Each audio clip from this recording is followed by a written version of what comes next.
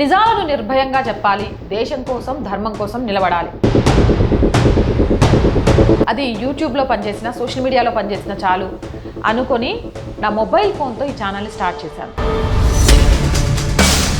ఏ మాత్రం సంకోచం లేకుండా, భయం లేకుండా, విత్ ఆధారాలతో ఛానల్లో పెడుతున్నాను.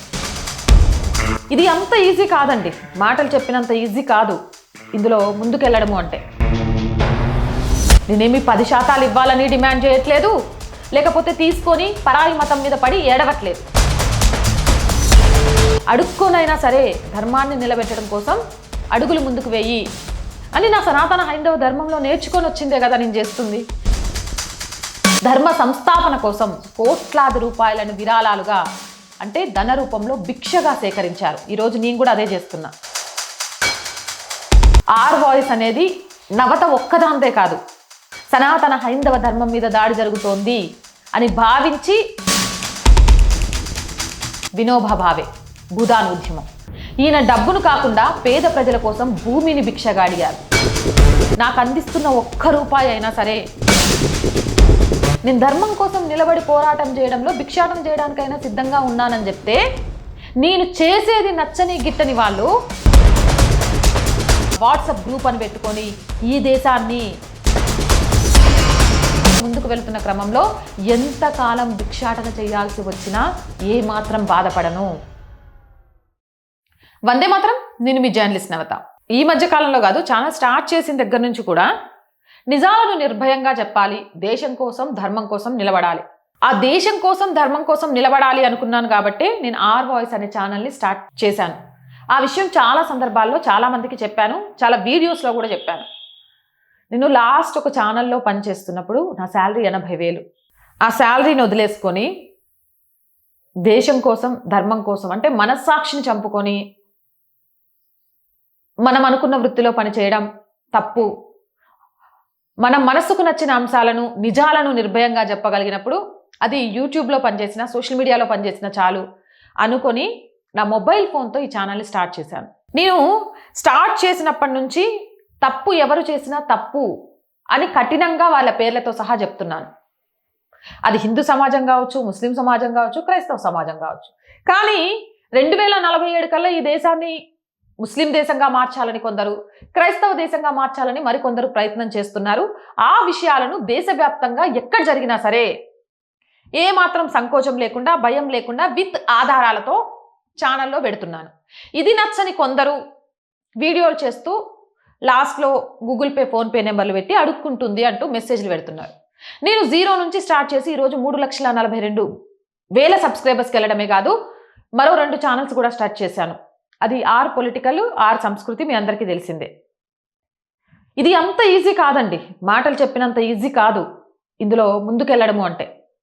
ఎస్, అడుగుతాను, ఎందుకు అడగను? నేను దేశం కోసం ధర్మం కోసం పనిచేస్తున్నాను. నా వీడియోలు చూసిన వాళ్ళు, నచ్చిన వాళ్ళని నాకు సపోర్ట్ చేయండి అని అడుగుతున్నాను.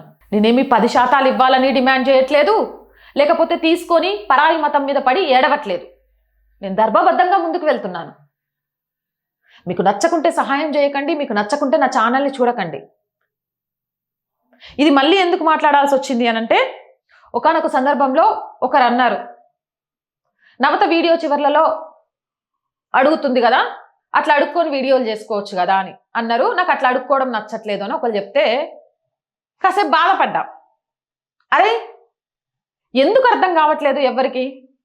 నేను ఎవరినైనా మోసం చేస్తున్నానా? ఏమైనా తప్పుడు పనులు చేస్తున్నానా? ధర్మం కోసం, ధర్మ సంస్థాపన కోసం ఒకరిని మోసం చేయొద్దు, ఒకరికి అన్యాయం చేయొద్దు, తప్పుడు కథనాలను అల్లొద్దు. అడుక్కోనైనా సరే ధర్మాన్ని నిలబెట్టడం కోసం అడుగులు ముందుకు వేయి అని నా సనాతన హైందవ ధర్మంలో నేర్చుకొని వచ్చిందే కదా నేను చేస్తుంది. వీళ్ళకి ఎందుకు అర్థం కావట్లేదు? ఎందుకు అర్థం కావట్లేదంటే, వీళ్ళకు కొందరు మహానుభావుల గురించి తెలియదు. ఆ మహానుభావుల అడుగుజాడల్లో నేను నడుస్తున్నాననే విషయం తెలియదు. అది తెలియచెప్పాలి అనే వీడియో చేస్తున్నా. వీలైనంతగా ఈ వీడియో షేర్ చేయండి. కొందరు మహానుభావులు సమాజ హితం కోసం, విద్య కోసం, ధర్మ సంస్థాపన కోసం కోట్లాది రూపాయలను విరాళాలుగా, అంటే ధన రూపంలో భిక్షగా సేకరించారు. ఈరోజు నేను కూడా అదే చేస్తున్నా. ధర్మం కోసం ధనాన్ని భిక్షగా అడిగి గొప్ప కార్యాలు చేసిన కొందరు వ్యక్తులు మీకు పరిచయం చేస్తా. మదన్ మోహన్ మాలవీయ కాశీ హిందూ విశ్వవిద్యాలయాన్ని నిర్మించడానికి ఆయన దేశమంతటా తిరిగి విరాళాలు సేకరించారు. దీని గురించి ఒక ఆసక్తికరమైన కథ ఉంది, అది కూడా చెప్తా.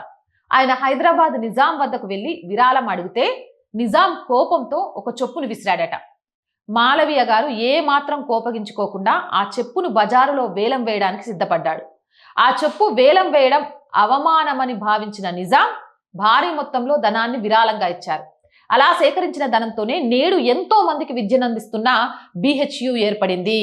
ఈరోజు ఆర్ వాయిస్ అనేది నవత ఒక్కదాంతే కాదు, సనాతన హైందవ ధర్మం మీద దాడి జరుగుతోంది అని భావించి దాన్ని ప్రశ్నించాలి అనుకుని ప్రతి ఒక్కలకు వేదికగా మారింది. దానికోసం నేను కూడా భిక్షాటన చేస్తున్నా.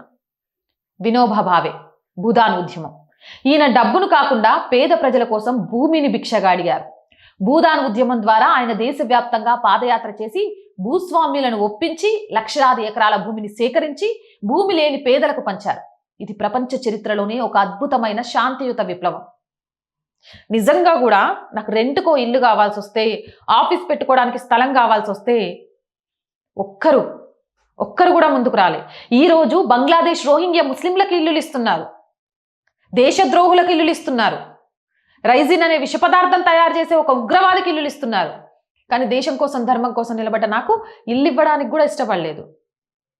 ఎందుకు అనంటే ఆ శాంతి కామకులు ఏమైనా చేస్తారేమో అమ్మ, నీకు చాలా బెదిరింపు కాల్సి వచ్చినాయి కదా కష్టపడి కట్టుకున్న ఇల్లు అని. అప్పుడు భిక్షాటన చేశాను. నాకు ఒక ఇల్లు రెంట్కి ఇవ్వండి, నాకు ఒక ఆఫీస్ రెంట్కి ఇవ్వండి అని. ఎందుకంటే ఎక్కడ నేను బాధపడలే అందులో. ఎందుకు అంటే నేను ధర్మం కోసం దేశం కోసం నిలబడ్డా. వీళ్ళంతా నాకు ఆదర్శం కాబట్టి. స్వామి వివేకానంద రామకృష్ణ మిషన్ స్థాపన మరియు ధర్మ ప్రచారం కోసం వివేకానంద దేశ విదేశాల్లో విరాళాలు సేకరించారు. ముఖ్యంగా అమెరికాలో ఉన్నప్పుడు భారతదేశానికి తిరిగి వచ్చిన తర్వాత పేదల సేవ కోసం, పాఠశాలల నిర్వహణ కోసం ఆయన సంపన్నుల నుండి ధనాన్ని సేకరించి దానిని ప్రజాసేవకు వినియోగించారు.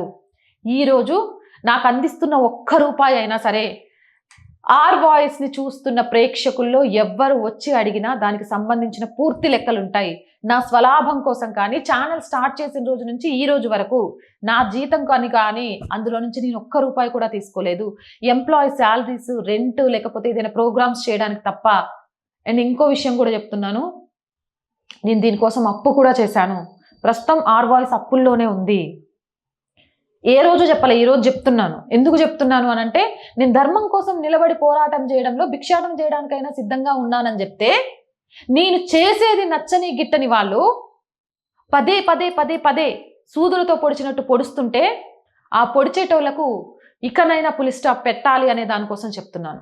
నాకు మరొక ఆదర్శం ఆది శంకరాచార్యులు. ఆయన కేవలం జ్ఞానాన్ని పంచడమే కాకుండా సనాతన ధర్మాన్ని కాపాడడానికి 4 దిక్కులా 4 పీఠాలను స్థాపించారు.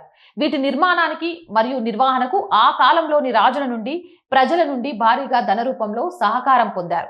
అంతేకాదు సోదరి నివేదిత, ఆవిడ కూడా నాకు ఆదర్శమే. కలకత్తాలో ప్లేగు వ్యాధి సోకినప్పుడు, తన పాఠశాల ఆర్థిక ఇబ్బందుల్లో ఉన్నప్పుడు నివేదిత సోదరి నిధుల కోసం ధనికుల ఇళ్ళకి వెళ్ళేవారు. ఒకరోజు ఆమె ఒక ధనవంతుడి ఇంటికి వెళ్ళి విరాళం అడిగింది.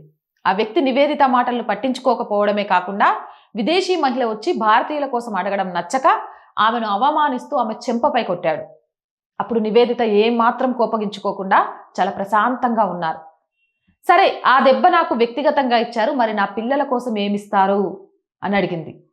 ఆమె నిస్వార్థ సహనాన్ని చూసి ఆ వ్యక్తి ఒక్కసారిగా దిగ్భ్రాంతికి గురయ్యాడు. తన తప్పును తెలుసుకొని పశ్చాత్తాపంతో ఆమె కాళ్ళపై పడి క్షమాపణ వేడుకున్నాడు. ఆ తర్వాత ఆమె చేపట్టిన సేవా కార్యక్రమాలకు భారీగా విరాళం అందించారు. వీళ్ళంతా నాకు ఆదర్శం. ఖచ్చితంగా ఈ దేశంలో గజ్వాయే హింద్ అని కానీ, లేకపోతే ఈ దేశాన్ని క్రైస్తవ దేశంగా మార్చాలని కానీ, లేకపోతే అఖండ భారత ముస్లిం వాట్సాప్ గ్రూప్ అని పెట్టుకొని ఈ దేశాన్ని ముస్లిం దేశంగా మార్చాలని కానీ, లేకపోతే ఈ దేశంలో హిజాబ్ వేసుకున్న ఒక ఆడామే ప్రధాని కావాలి అని షరియా తీసుకురావాలనే ఆలోచనతో చెప్పిన రాజకీయ నాయకుల కుతంత్రాలను కానీ, ప్రతి విషయాన్ని పేర్లతో సహా, సాక్ష్యాలతో సహా ముందుకు తీసుకువస్తూనే ఉంటాను. దేశ ధర్మ రక్షణలో నా వంతు బాధ్యతగా నేను ఎంతవరకు సేవ చేయగలుగుతానో, ఎంతవరకు పాటుపడగలుగుతానో అంతవరకు పాటుపడతాను. ఆ పాటుపడే క్రమంలో, ముందుకు వెళుతున్న క్రమంలో ఎంతకాలం భిక్షాటన చేయాల్సి వచ్చినా ఏమాత్రం బాధపడను. ఎంతకాలం విరాళాలు అడగాల్సి వచ్చినా నాకు సహాయం చేసే, ఒక్క రూపాయి సహాయం చేసే చివరి వ్యక్తి ఉన్నంత వరకు పోరాటం చేస్తూనే ఉంటాను. ఆ సహాయం చేసే వ్యక్తులు లేని రోజు ఒంటరిగానైనా పోరాటం చేస్తాను, కానీ వెనక్కి వెళ్ళను. పింగ్ చేయాలనో, లేకపోతే నాలో కొంత అరే నాకెందుకు ఇది అనే భావాన్ని తెప్పియాలనో, నన్ను బాధ పెట్టాలనో, విరాళాలు అడుగుతుంది, అడుక్కుంటుంది, భిక్షాటన చేస్తుంది అన్నట్టుగా మాట్లాడే వాళ్లకు చెంపపెట్టుగా సమాధానం చెప్పాలని ఈ వీడియో చేస్తున్నా. అలాంటి మాటలకు భయపడను, అడుగు వెనక్కి వెయ్యను. దేశం కోసం, ధర్మం కోసం నిలబట్టమే కాదు, ప్రభుత్వానికి, ప్రజలకి వారధిగా ఉంటూ ప్రజల సమస్యలు, ప్రజలకిచ్చిన మాటలను నెరవేర్చని ప్రభుత్వాలను ఆధారాలతో సహా నిగ్గు తేల్చడమే ఆర్ వాయిస్ యొక్క అసలు సంకల్పం. ఆ సంకల్పాన్ని ముందుకు తీసుకువెళ్లడంలో ఆర్ వాయిస్ జర్నలిస్ట్ నవత తడబడుతుందేమో, పడిపోతుందేమో, లేచి నిలబడుతుంది, కానీ ఎక్కడ దిగజారదు. ఆ విషయాన్ని కూడా చాలా క్లియర్గా చెప్తున్నాం. మోర్ వీడియోస్ కోసం R group of channels, R voice, R political, R Sanskriti ఛానల్స్ని వెంటనే సబ్స్క్రైబ్ చేయండి. కంటెంట్ బాగుంది అనిపిస్తే లైక్ చేయండి, షేర్ చేయండి. ఆర్థికంగా ఆర్ వాయిస్కి చేయుతగా నిలవండి. మీరు చేసే చిన్న సహాయం కూడా ఈ ఛానల్ ఇంకొంత ముందుకు వెళ్ళడానికి ఉపయోగపడుతుంది. ఆర్థికంగా సపోర్ట్ చేయాలి అంటే సబ్స్క్రిప్షన్ పక్కనే జాయిన్ అనే బటన్ ఉంది. 1 to 5 లెవెల్స్ ఉన్నాయి. ఏదో ఒక లెవెల్లో సపోర్ట్ చేయండి, లేదా స్క్రీన్ మీద గూగుల్ పే, ఫోన్ పేతో పాటు అకౌంట్ డీటెయిల్స్ ఉన్నాయి. మీకు తోచిన సహాయాన్ని అందించండి. వ్యాపార ప్రకటనల కోసం 8328 500 576 నెంబర్ని సంప్రదించండి. జై హింద్, జై భారత్.